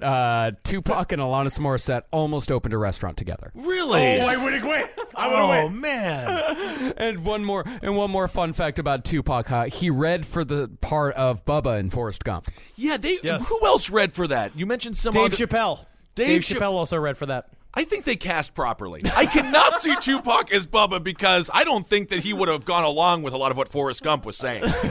So, yeah, and Eazy-E, like, it went even further than the song. Well, I think, like, two of the songs, like Real Motherfucking G's and It's On, I think those are the two that were, like, specifically towards Dre. The rest of them were fucking great. You know, like, Give Me That Nut had nothing to do with Dre. That just had to do with cartoon squirrels. Fucking. Oh, yeah, it's fucking. I don't remember. Did they ever do a Kids Bop? I think Kids Bop did do some rap music once. Anyway, it doesn't matter. But even though like there was only a couple of songs dedicated to it, he dedicated the liner notes to embarrassing Dr. Dre, because Eazy-E found one of the publicity photos from Dre's early days and put the picture of Dre in the cream-colored suit dancing with the makeup on in the liner notes. They were in roast mode. Yeah. They were in total roast mode. But you know what also I learned a lot about from this book was how these albums are put together. Where like this next bit about how like if they needed like they would ghostwrite some of the stuff because Eazy-E wasn't like an artist. Like he was a drug dealer that Dre made into a rapper by taking him line by line, which you see in the movie Straight Outta Compton. And it's interesting how like this next bit's about how like they'd have to go get some real rappers that were actual criminals in order to add flavor to all their fucking albums. Well, no, Eazy-E by this point was absolutely a real rapper. Like he was by that point. By that point, like he had, he'd had at least one platinum album. Yeah. Like he was absolutely into his own. Like what he did is he brought in like feature rappers, but what he made sure to do was like counter like Dr. Dre's, I guess like weakness. Eazy-E brought in actual criminals. Okay, he brought in two Nutty Block Crips from the Watts Jordan Downs projects named Dresta and Knockout. Both the dudes fresh out of prison. Oh my! Then Eazy went on Arsenio Hall and called Dre out, naming him as a studio gangsta. Ooh. Even though most of them outside of Eazy-E could be called the same. But to say it in public, well, that's a big diss. And this was all taken so seriously. We can't stress enough. The media was salivating over this stuff, and it was like life and death. Because that's how it ended. Yeah. Yeah, because as fun as all this seems, like this feud... That's the whole time in the back of my head, this is kind of fun, and then it's just, then you remember how serious it was. Yeah, because I actually remember when I was a kid, like, being, like, really confused, like, but I thought Eazy-E and Dre were friends. I know, it was very hard to understand. And your mom must be like, sometimes, you know how sometimes you go outside, little Marcus, and the coyotes don't come to you like they used to. You're like, yes, mother, yes, I miss the dirt dogs. It's like, no, sometimes friends fall apart, much like Eazy-E and Dre. Yeah, it was confusing, because I thought anyone that I saw on television was basically buddies. Yeah. I just, or read about, Because that was true until like 1967 because of The Tonight Show. Right, yeah. Well, as fun as all this seems, like this feud had very real consequences. Now, as Westhoff points out, rap beefs weren't new by any measure, but they had mostly been friendly, and most of them just had to do with like who was the better rapper. Right. But now it was personal. Now it had to do with street cred, and now actual violence could break out. And it did. At a golf course, of all places.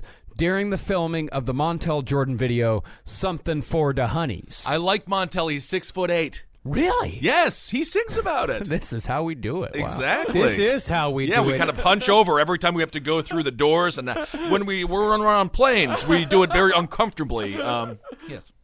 Now, there is a dispute as to who started this fight, but long story short, the Reckless and Death Row guys were yelling gang affiliations at each other, someone's foot got run over by a golf cart, and a brawl ensued. And again, it's Caddyshack, but everyone is armed, and they're very serious. Yeah, and, apparently the video, like, I couldn't find the video, but apparently there's video footage of it, and it looks very goofy. Right. And, nobody died, and nobody even got seriously hurt, and to the best of my knowledge, like, this was the extent of any sort of physical confrontations between Reckless Records and Death Row Records, but it set a precedent. Absolutely. It's not like the cartoons where you grab your cartoon cat foot and it's flat and it's throbbing and it's red and then you're angry and you see a temperature thing go up, and then it breaks and then, you kind of figure it out that way. But yeah. I mean, now this shit talking could actually reach out and touch real life. But the guys who would be touched the hardest actually started off as friends. Tupac and Biggie. They first met each other in 1993, before Biggie's first album, but after Tupac had already become a star. Biggie flew to California for 2 reasons. 1, get some of that sweet Cali weed. All right. Not bad. And 2, to meet Tupac. Because Tupac was one of the most respected guys around, and Biggie was starting to get a name. No one really knew him outside of Brooklyn, but he figured he had enough cred where he could go and meet the guy. And so he went, he talked to a dealer. Turns out the dealer knew Tupac. Tupac invited Biggie over to his house, where they played with unloaded machine guns and handguns while Tupac cooked steaks in the kitchen. That's extremely fun. That's so much fun. What a nice afternoon that is. And after that, every time Biggie went to L.A., he'd sleep on Tupac's couch. And every time Tupac went to New York, he'd take a limousine to Bed-Stuy and shoot craps with all the neighborhood guys. Tupac even mentored Biggie, letting him perform at concerts and giving him advice in the music business. In fact, it was Tupac who was responsible for Biggie staying at Bad Boy Records, because Biggie wanted Tupac as his manager, but Tupac declined, saying Puffy was going to make him a star. Okay. And he did. Yeah, he did. Meanwhile, Tupac was falling deeper into the criminal world, blurring the lines between playing gangster and acting gangster. In 1994, Tupac went to New York to shoot the basketball movie Above the Rim, in which Tupac played a drug dealer. Great movie. To research the role, Tupac hooked up with the New York music promoter and all-around scumbag, Haitian Jack. Oh, man. All I know about Haiti is I learned from Kevin Barnett from Round Table of Gentlemen. Yep. Yeah, I mean, Haitian Jack, this guy was fucking serious. He robbed drug dealers. That's not safe. No, that's not what you safe. do. He robbed drug dealers and survived. Yeah.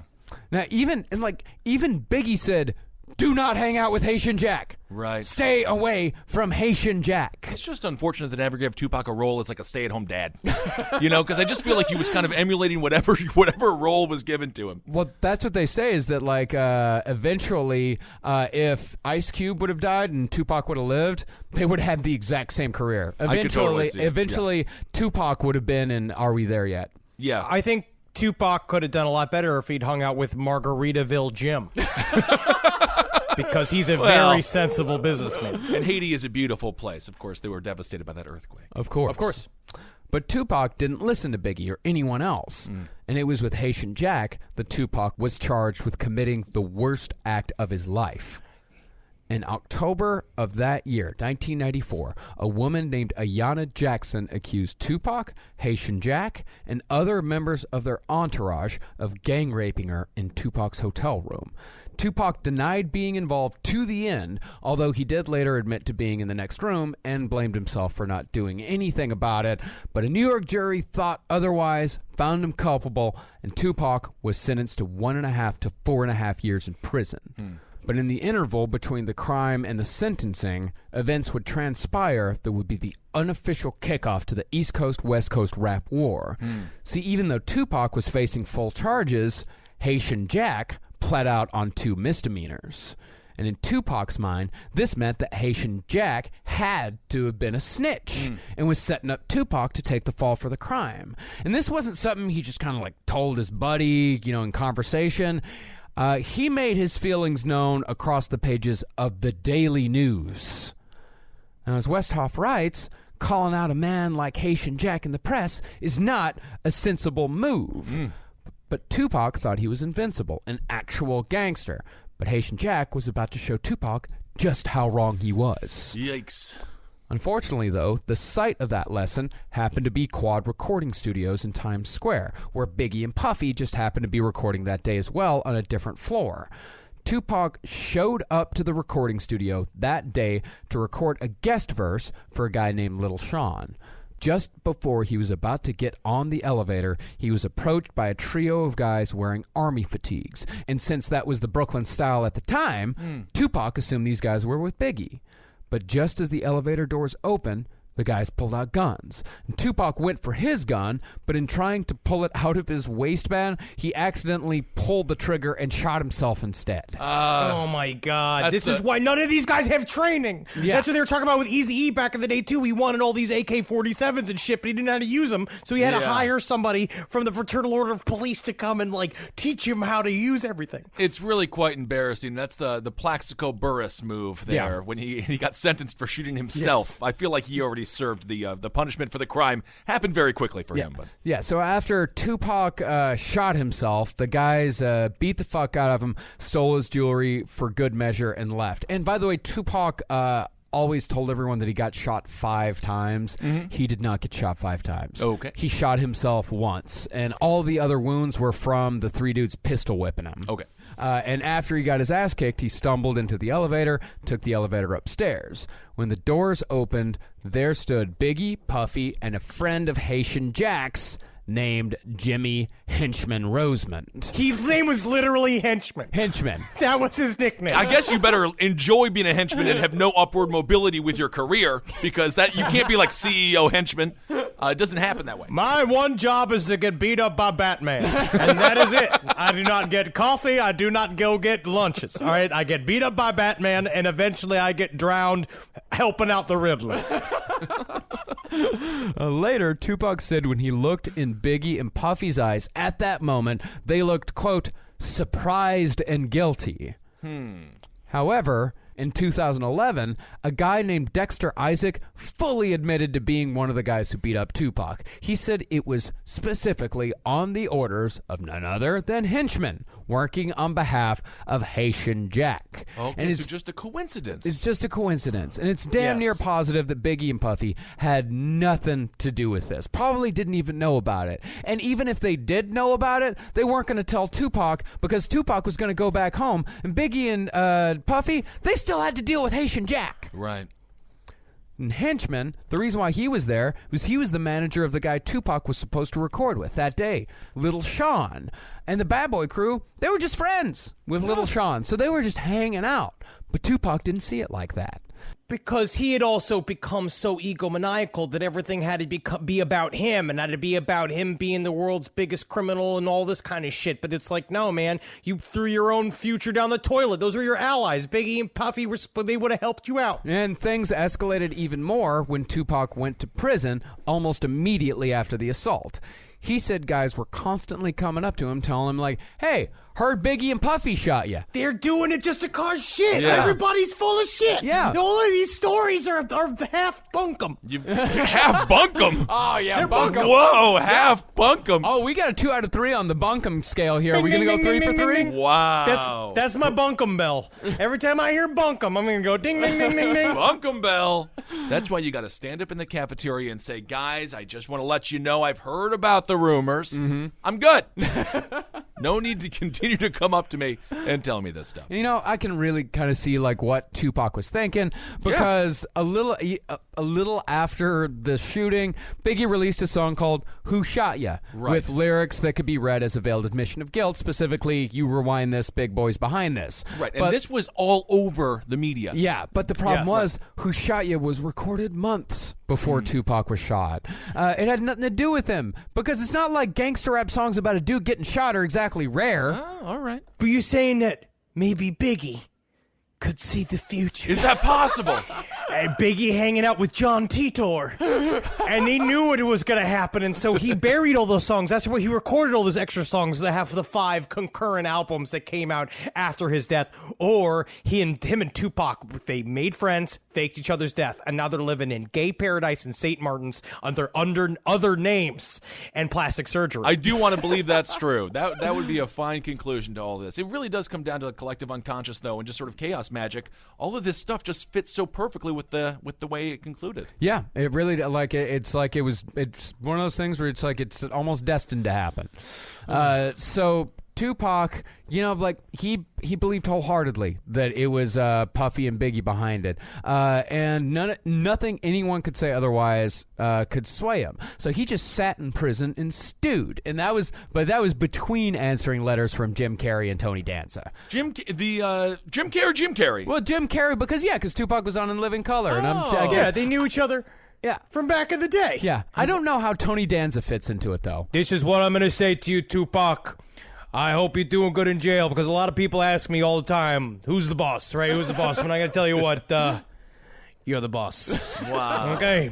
They need to tap dances. It's just a fucking cassette of him tap dancing and That's singing right. old jazz standards. I remember that when if you could tap dance, you were the next level entertainer. Oh, yeah. Yeah, Gregory Hines. Yep, big deal.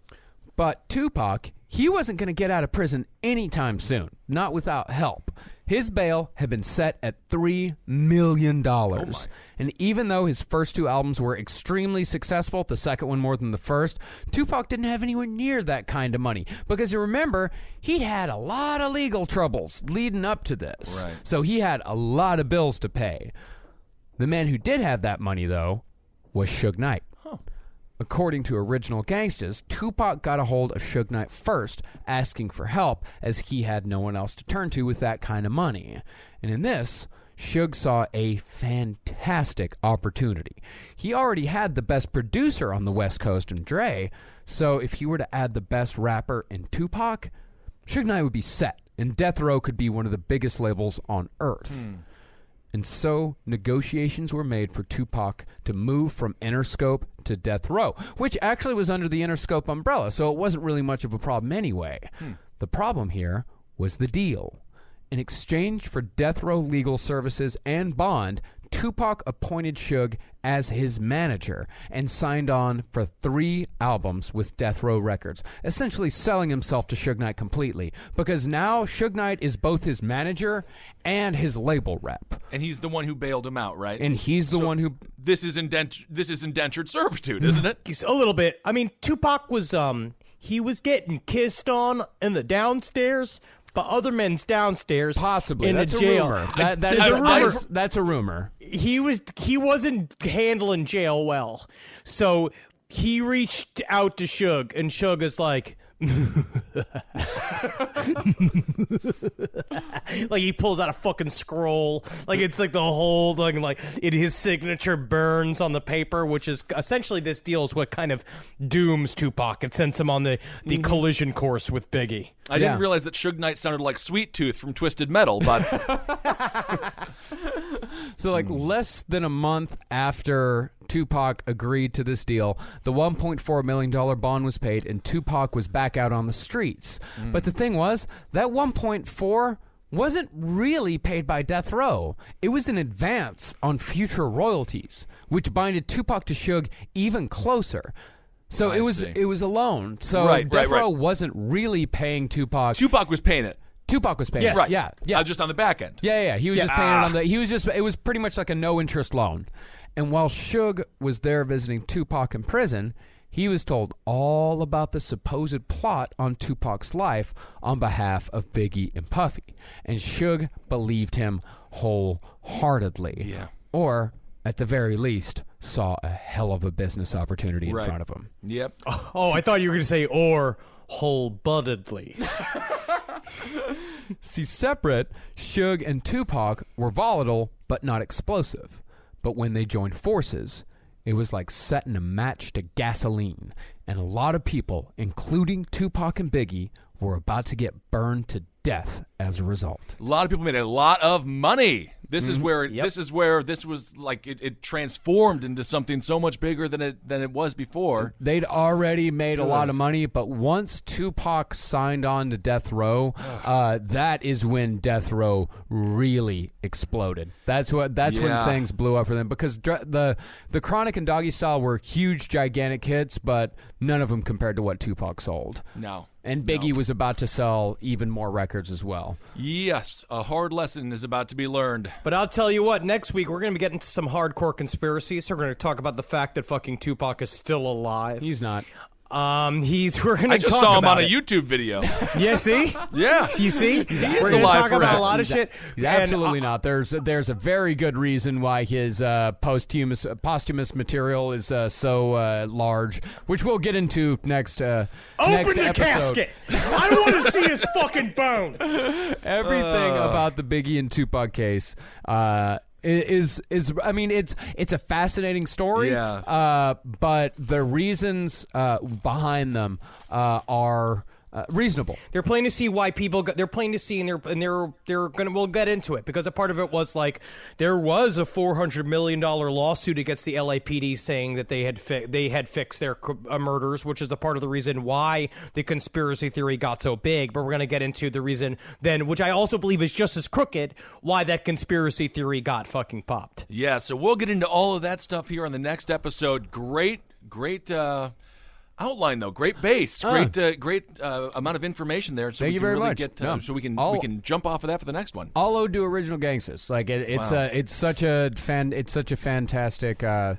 fantastic history, and well researched. It's I cannot recommend this book enough. Yeah, so good, man. So good. Yeah, please spike this man's sales this week. What's the name of the guy again? The author? Ben Westhoff. Ben Westhoff. Yeah, check Very out good, that dude. book. What a great story, man. I fucking love this shit. This is the kind of story that you get really involved in because you start you see the personalities and it's so human. Like the way that they all and it's watching fame change these guys and the idea of the idea of your fantasy of being a criminal meeting the reality and what that then has repercussions in real life. I love that kind of shit. I know, and now it's so much sadder too. Just being in Brooklyn, Bed-Stuy was the first place I lived here. You know, you really get to humanize all this stuff as opposed to just being a chubby boy in Wisconsin. Yeah, and it is also kind of sad in hindsight because these guys should just be plain police officers on Law and Order as well, or whatever they wanted to do. This story is just such a great example of be careful who you pretend to be. Yeah, and especially Tupac, not necessarily Biggie. No, I would say actually especially Tupac and Puffy, because we'll get into next episode on how badly Puffy fucked up and how it really led to the disaster that came in 1996. All right. Good job, Marcos. Very good job.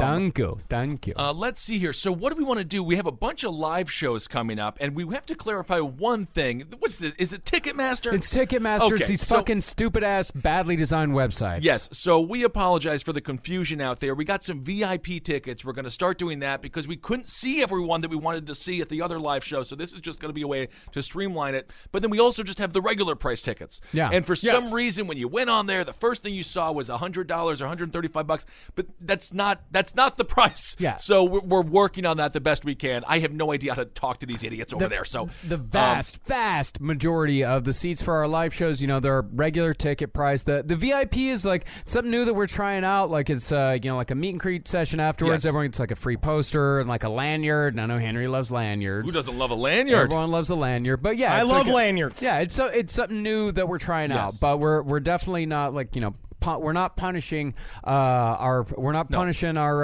everyday fans in any way whatsoever. No, absolutely not. So apologize for that kerfluffle. As always, this is a learning process for us. We go through it just as you go through it. And so there you go. So apologize for those. For a little confusion on that front. Thank you for Patreon, everyone. Yeah. Thank you so much for giving to our Patreon. Henry and I will be resuming our interview series here as soon as possible. Schedules have been absolutely crazy because Henry is shooting in a feature film, and we've just been traveling around a bunch. So thank you all so much for giving to that. Without you, none of this is possible. But we actually have a bunch of fun shit already lined up for interview-wise, which I'm very excited for, so stick around for that. Follow us on Twitter at Henry Loves You, at Marcus Parks, at Ben Kissel. Follow us on Instagram at Dr. Fantasty, at Marcus Parks, at Ben Kissel, the number 1. And follow us on all of the stupid horseshit at LP on the left. That's right. All right, everyone. Hail yourselves. Hail Satan! Again. Magustalations. Hail me. Butthole. Huh? I just said butthole. You said butthole. Is that what you're trying to? I don't know, man. I don't know. There's only one Ozempic. Hello, I'm Ozempic. Because this ad is 30 seconds, I can't get into everything I'm FDA approved to do, so I'm just going to play my jingle again. But first, ask your doctor about which FDA approved uses of me, the Ozempic pen, may be right for you. Call 1-833-OZEMPIC or visit Ozempic.com to view the medication guide and learn more about Ozempic semaglutide injection, 2 milligrams. Only Novo Nordisk makes FDA approved Ozempic. Now here's that jingle again. There's only one Ozempic. Managing healthcare payments shouldn't get in the way of patient care, but fragmented systems create costly delays and add unnecessary friction. Zealous is here to help.